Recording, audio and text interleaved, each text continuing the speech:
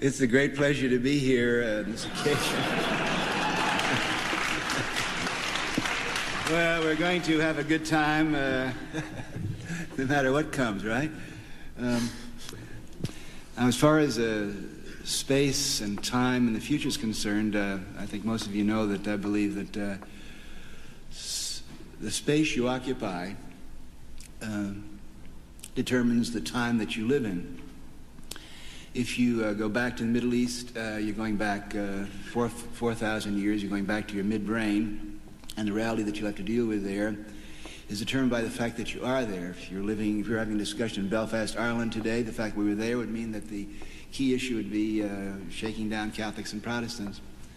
So that to move into new space is the only way that new realities can be created and the fastest way that future nervous systems can be activated. Now, Brion, when you talk about space, you said it's dangerous and it's perilous and it's who's going to control it and it's going to last too long. You make it sound like LSD was described 10 years ago. Well...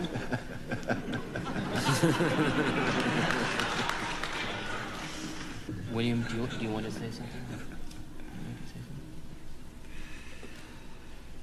Well, I feel that the human race may well be in a state of neotony. And that means simply that you take a tadpole that remains a tadpole and doesn't develop into a frog is in a state of neotony, or a salamander that never drops its gills and gets out of the water. And that we are stuck in this dimension of time. And we can't really conceive of anything beyond that, but that space is something beyond that, which is inconceivable, or difficult to conceive for people living in time.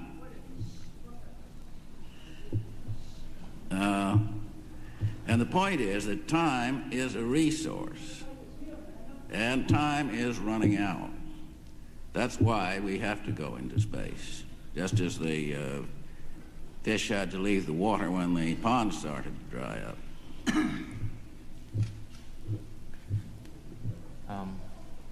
Well, space is a very tenuous word. Does it mean outer space or does it mean inner space? Or does it just mean space, like the fifth element? I tend to think that, going places all over the place, thinking that you're going to go to one space or another and change everything might work, but on the other hand, I think you have to change your mind to start with, and you don't have to go anywhere to do that. I think one of the things that's interesting about William's work is that he sees everything, as far as I can see, as an illusion, and wants us to understand what the illusions are about, who's making them, why we should have these illusions in the first place, and who stands to benefit by us having them.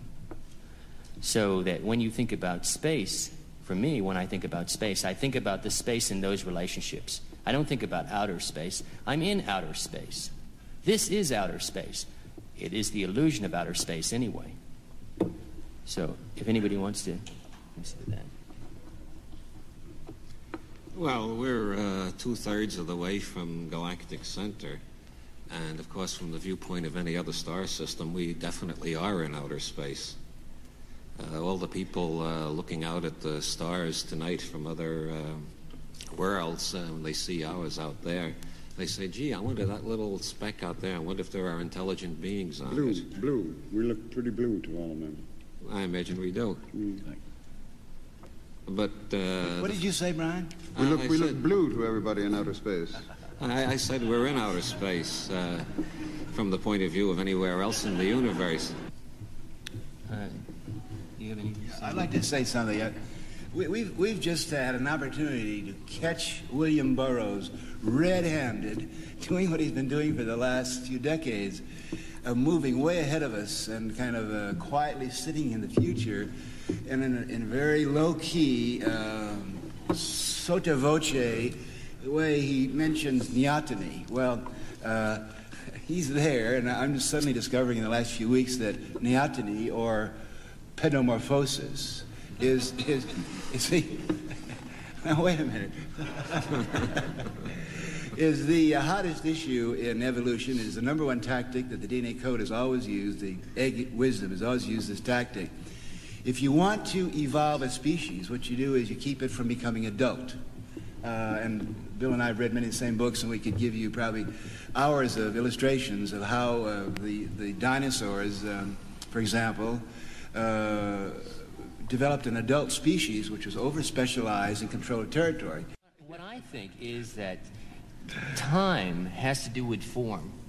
Time has to do with form. You are so old, therefore you have that form. I am so old, therefore I have this form. Something that is made quickly looks as though it's made quickly. Something that's slow looks handmade. Space has to do with ideas. Right. This is inside, that is outside. Everything in here is my idea, everything outside of it is your idea. I don't like your idea. Why don't you listen to my idea? That's what I think space is about. So, if we get involved with the idea, it's about territory, essentially. It's another territory.